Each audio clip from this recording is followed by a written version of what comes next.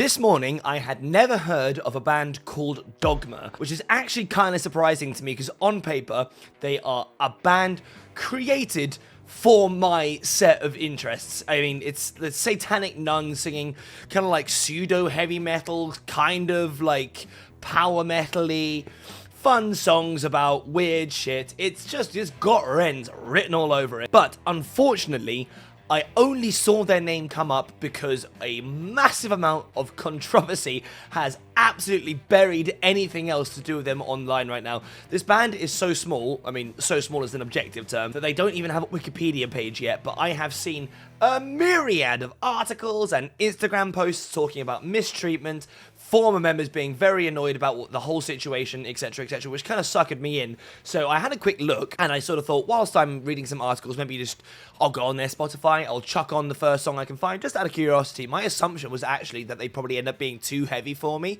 and it turns out I actually low-key really like the music, which makes the drama surrounding it all even more heartbreaking. I never got to experience the glory days of being a Dogma fan before it turns out the entire thing's like this like farcical charade run by these horrible puppet masters. So, we will talk about the controversy, but first, I do just want to go through one of their songs. I've not seen all of them yet. I had a little skim through some of their older stuff. They released an album in 2023, which is their first album, that has got like 4 pretty big singles on it. They also have a cover of Madonna's Like a Prayer, which, to start with, I absolutely love that song. I absolutely love Madonna, especially that era of Madonna. So any kind of covers like that, I'm a little bit dubious about because I'm quite protective of the original. But you know what? This one, perfect. Right in the spirit of it. I really like that cover. They're clearly gearing up now for a new release, which is kind of interesting timing because it does make me wonder whether these sort of scorned former members are still part of the recording sessions or the music videos for any of these things, because a lot of this stuff takes quite a lot of time.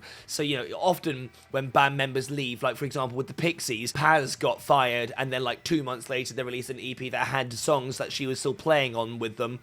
Because, you know, necessity means that kind of has to happen occasionally. So, I don't know the status of any of the members of the band that are currently in the video that we're about to watch together. But I thought, let's just quickly jump in. We'll have a quick reaction, a quick scrub through their song Be Free that came out a couple of months ago, 3 months ago. I think it's their most recent release. And after that, we'll break down, look at some of the statements of the former band members and try and figure out what the bloody hell is going on with any of this.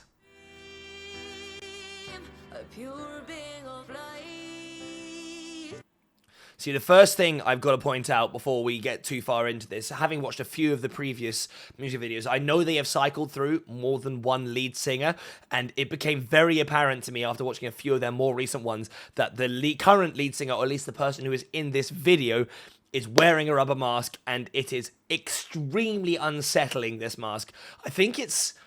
I find it more unsettling to start with. There's like no motion at all. I'm not even sure that the mouth of the mask opens, if I'm honest.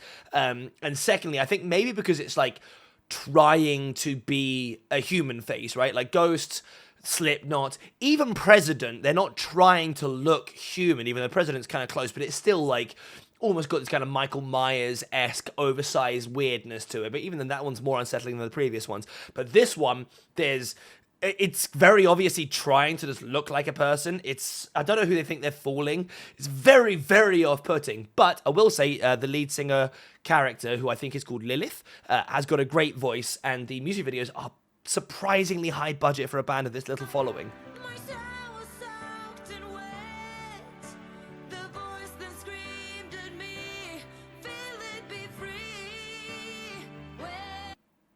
Again, I'm definitely getting vibes of Ghost. So not their like obviously they're not their heavy stuff at least yet, but most Ghost albums have this quite eclectic bit, and there's usually this like quite elating, like the sort of you know, you can take all this satanic imagery, and a lot of the time I feel like people on a very surface level, obviously usually more conservative people, tend to kind of interpret it as, oh, it's just smut and sex and violence and it's bad for our kids. But actually I find the message behind a lot of bands and musicians like this is actually more about liberation and positivity, which I think is probably at least somewhat the point of this. But my point being that there's a lot of nice kind of synth layers going on in the background to kind of really back up this piano line. Even though I am curious whether this song is good. I've actually just picked one that happens to be like it's just a ballad the whole way through, and I'm not going to have any of the fun metal stuff. We'll see.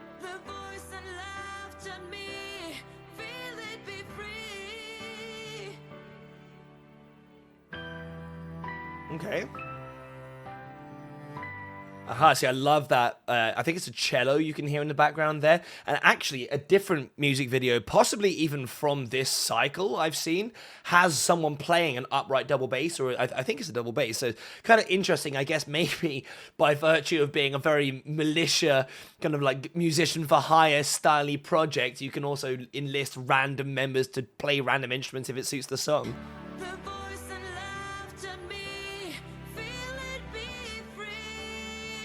There we go. Ah. Nice. And that's something I've noticed. The guitar work is actually really nice. The tones are great. The production across the entire thing. Like, clearly someone's throwing a bit of money at this project, because every track I've listened to so far, which is probably like sort of 5 or 6 maybe, have had like really, really, really strong guitar solos and presence. Just having this sort of moment where it all opens up now and you get this kind of like, rather than going into another verse, which I think is an easy trap to fall into, I really like how they kind of led into this guitar solo before they kind of move on with any more vocals.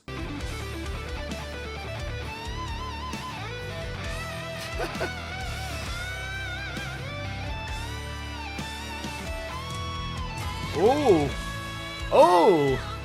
Okay, was not expecting a key change there. That's pretty good. Renz likey. Oh, I said that weirdly. I'm a big fan of key changes, if you didn't know that about me. This has got very much like kind of end of album vibes, end of live set vibes, that kind of thing. You know, it's very elating in its progression. It's very epic, kind of classic rock inspired. It's great.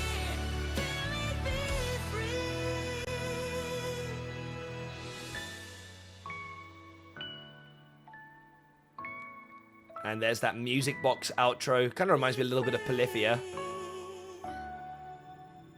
Just why the mask? Just let her have her face. It's so weird. Oh, and there's the scary, lubed up little person. Anyway, yeah, interesting choice of song, actually. I didn't really expect it to go that way, but I did quite like it. It's definitely one of those songs I think I will probably not seek out as a single, but I imagine in the flow of a full album, it's probably sits nicely. It's got this kind of like Life Eternal kind of ghost feel to it, or a Bible, something like that. It's this big, open sort of sound that is a very euphoric kind of like, yeah, moment, which is great and all. But yeah, now we have to talk about the controversy. It does seem like this band is being run by like a really evil bastard.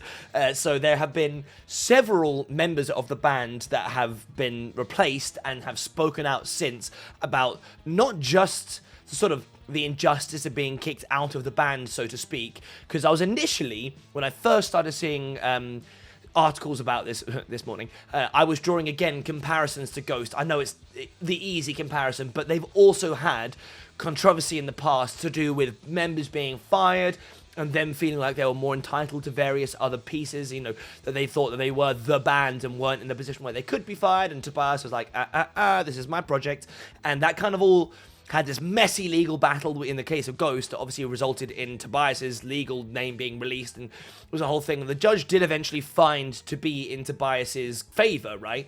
And I think most of us within the rock and metal community have kind of come around to the idea that maybe Tobias wasn't necessarily in the wrong, even though I will point out that Tobias is a Freemason, and the judge who ruled in his favor was also a Freemason. But that's besides the point. In the case of Ghost, he was clearly the like creative mind behind it, right? He was the main presence on stage. He was playing Papa for several albums before this all came out. He was doing the vast majority of the heavy lifting when it came to songwriting. Obviously, other members of former Ghouls did contribute, but I think on paper at least, Tobias was always the guy in control. The other guys were always just kind of session musicians, and you know, they were with him for a long time, and I think they contributed enough. In fact, as far as I'm aware, the actual Papa character himself was not actually created by Tobias initially, but my point being that I feel like on paper it's kind of difficult to argue that one. At the end of the day, it was his band, and was it kind of a dick move? Maybe, but has the band gone on to amazing stuff since he's replaced all the Ghouls with new ones, some of which can sing now? The band is bigger, and yeah, yes, I think the answer is yes, and I don't think many people outside of the Ghouls are too mad with him about this one. So that was my initial take, was that this was going to be something like that. Former band members who kind of thought that they were full members who turned out to not be, and that's kind of that. But the more I read into this, one of the biggest things that pisses me off about hearing this one is that it seems like the person who is making these decisions, we'll go into some of the actual specific statements in a bit, but the person who is making these decisions about who is in the band and who's not in the band appears to be this kind of shadowy manager type character who is not a musician himself. It's not this like one creative mastermind who is doing all of the songwriting and being kind of like this charismatic center of the band, and the other people are kind of like drafted in and out. No. It seems like this guy has somehow managed to establish a budget and has kind of brought these people in, and they thought they were auditioning to be part of this band in a more official capacity, right? There's nothing wrong with somebody having a concept. You know, if I was to tomorrow be like, I've got this great idea for a screamo band, I don't have the technical proficiency to do that, but I'd like to pull people together who can, and I'll help manage them, and I'll help with the image and that kind of thing. That I have no issues with on paper, but it's depending on how you treat those members that is the issue, right? And this is where we have issues with this particular character. I mean, to start with, the band has only been formed, or their first album was 2023, and I believe in one of the statements from the ex-guitarist of Dogma, or one of the ex-guitarists anyway, they were all brought in for sort of like auditions to be part of this band in 2022. They'd only got this one music video for their first track, Father I Have Sinned, which, to be fair, I did have a listen to, and that song is a banger, I will admit. Besides the point. Actually, from then to their first album release and their first tour, I believe this guitarist was actually like the only consistent member. According to a Reddit post that has been sort of tracking it, there's been like 11 lineup changes. So all the band members, a little bit ghost-like, again, have got various kind of like pseudonyms, right? So Lilith is the vocalist, Lamia is the guitarist, Nyx is the bassist, and Abrahel is the drummer. 11 different people since 2022, 2021 is an insane level of turnover. Like, that in itself should be a red flag as to the issues that this band is clearly having already. But then we look into the specifics. So to start with, I guess we should go into the a trio of former members. There is Grace Jane Pasturini, Amber Malonado, and Patry Grief. They've all got very, like, even their real names quite, like, I don't know, they kind of feel like they fit this whole thing. It's the first guitarist, I believe. We've also got the second singer, and the second guitarist as well. So these guys have all been there for a while now, and by that I mean like 3 years, because this has gone on for a very small amount of time. They released a statement together a couple of months ago that said, "We were part of Dogma. We love this project, but what's being sold today is not Dogma. During the tours we saw unilateral decisions, broken promises, manipulation, mistreatment, and lies to the fans.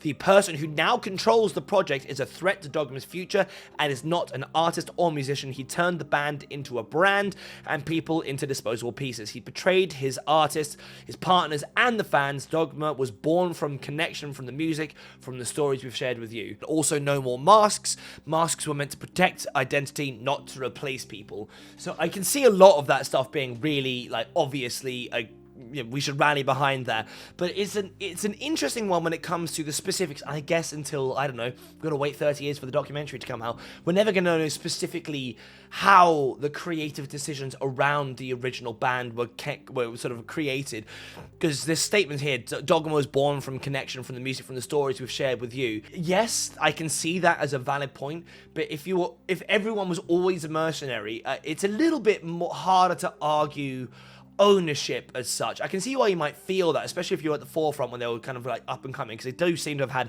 a fairly meteoric rise, but I don't know. It almost makes you feel like they should pull, I think the band Priest, who is comprised of former Nameless Ghouls from Ghost, just go and make your own stuff. Like, you're clearly all very talented musicians, and I understand that not having the sort of like infrastructure, the production, the record label that comes with being attached to this project will probably make you have to start from square one to some degree, but I'd imagine this controversy is probably not going to hurt one's career in that regard. But this was a couple of months ago, as far as I'm aware. I think, if I'm not mistaken, the response by the label is like kinda nothingy. He just says Dogma is bigger than any one individual change, is part of our growth. I can see that being a valid criticism, but there is so much more to this allegation than just people being fired that makes me feel like they should have responded with more, that actually this is a little bit kind of like deny, deflect, kind of that thing. So then we move on to the more in-depth article I found myself reading, and so this is a larger statement from Maldonado. So she was the second guitarist, I think, and this one's quite long, but this one goes on to talk about some pretty messed up stuff. She starts off by talking about how she was invited to be part of this band. She went off and did an audition. She found out on her 25th birthday she was going to be part of the band, and obviously that was a really good bit of news. She's very happy. She was flown to Uruguay. She met the other girls. They filmed music videos. They did some recording. They had a great time. And then a few months later, their original singer left. Not a great start. Apparently, the management at the time just said it was personal issues and, you know, whatever. One person, not an anomaly, it happens. So anyway, they carried on being brought to and from and doing various, sort of recordings. And there's an interesting bit here as well where, actually this statement itself is a little bit strange. So she says, a few months later, the album was finished and I was set to work learning the parts. Meanwhile, the contract was finally sent to me. I discussed the pay with friends. For an unknown metal band without a finished album release, it was a little low. That is an interesting statement. I would have said, if anything, being part of an unknown metal band without album out, you would expect not to get paid loads. I don't know whether or not the phrasing on that is strange, or again, she's like referencing stuff that maybe we aren't aware of, but I found that a little bit weird, I will admit. But the second half of this was, the contract stated I need management's permission to quit. I amended this part. That's also insane. Trying to write that into your contract that you need to be given permission to quit is like pretty not cool. This is giving me like flashbacks to kind of early noughties, kind of like pop bands being taken advantage of by their management as well. Especially with, you know, the kind of sexualization of the members in the thing as well. It kind of has this quite unpleasant, like kind of pimp-like feeling to it, which definitely does not fill me with joy. I'm not happy about hearing that. They go on to do another tour. There's a totally new lineup now. It's only this woman left at this point, which again, pretty crazy, but we know you put on a good face. You've been given an opportunity. You're touring, blah, blah, blah. I can see why you are willing to put up with so much when you are, you know, giving an opportunity like this. But here's where stuff starts to get pretty messed up. After this tour, she says, I came home broken. I sprained my ankle in the middle of a show in Uruguay. When I left the stage to put on my crown for the Carnal Liberation solo, someone had removed the ramp and I fell. I duct taped my ankle to finish the tour. Pretty bad stage management, all of that. My knees were bruised from the way my weight was distributed from wearing heels. When I asked to wear boots with a shorter heel to protect my knees, management told me no because I would look too short next to Rusalka. My whole body was tense from all the emotional turmoil I had endured. That's nuts. That is insane. That is evil. To have somebody with a very legitimate reason, these boots are messing my knees up. And, you know, we all know that you wear the wrong pair of shoes for an extended period of time. It can cause you issues that go on for a long time. You can mess up tendons. You can get repetitive strain injury. As being a musician as well, it's like an athlete, right? You have to put your body through a lot. And you want them to be in the best position possible. To deny that is on its face crazy. So then we go on to talk about, a lot of people ask why I didn't cut my losses and leave, but again, I understand that maybe you're just so invested in something like that, especially as a young musician. I totally get that. Here's another really, really crazy one. I kept myself to myself, quietly reading in my bunk. Despite this, treatment from management only got worse. Management would not prioritize purchasing food. I eventually walked to Walmart to purchase the necessary food for the band and crew for the next months with my own money. Again, that is nuts. I feel like that contract they signed must have been watertight, or that is grounds for some legal stuff right there, because that is an insane thing to make people do. You're being stuck on a tour bus doing this stuff, and you're being forced to feed yourselves out of your own pocket. Crazy. She then goes on to say how she still had to balance this life with another job, and that resulted in the management giving her a lot of issues with not being able to make tour dates, or not tour dates, signings, things like that, where she was then like told off and berated for costing them money when she was actually not paid for any of these appearances. Just crazy stuff like that. So eventually they all left. They were asked an outrageous amount of stuff, and they just had to all step back. So this is what is all coming out, and it is I don't know, you don't hear sort of examples of mistreatment like this really ever, to be honest. And a band that is so young and has so much potential, it's just sad that this management figure, this character, this person who is sort of like wrangled them all together and sort of, I don't know, it feels like they must have formed the band to some degree at least, but the fact that this person has mistreated, and it's not just a legal case anymore, it is literally like psychological, physical abuse in these cases, and that is just something that's unforgivable. So my heart goes out to these girls who have been traumatized through this experience. I really, really hope that they, I mean, it'd be great if they were able to get back the Dogma sort of like, I don't know, IP, but that seems extremely unlikely based on all that's going on. But I wish these women the best. I really hope that they form their own band. Maybe it feels like they're all very talented musicians, because that's the biggest crime of it all, is that the music is actually really good. It's such a shame to find out about a band that I'd be really into on the same day I figure out I probably should totally avoid them, because scumbags. This video was meant to be short, and I have been talking for quite a long time now. So anyway, thank you very much for sticking with me and going through this journey. Let me know in the comments, what do you guys think about this entire situation? Maybe there's some information I'm not privy to that you guys are. I'd be very curious to know any other parts of this gigantic conspiracy that has been presented to us, and I guess we'll just have to keep an eye as this stuff unfolds. Thank you very much for watching. Like, share, subscribe, all of that crazy stuff, and I'll catch you guys in the next one.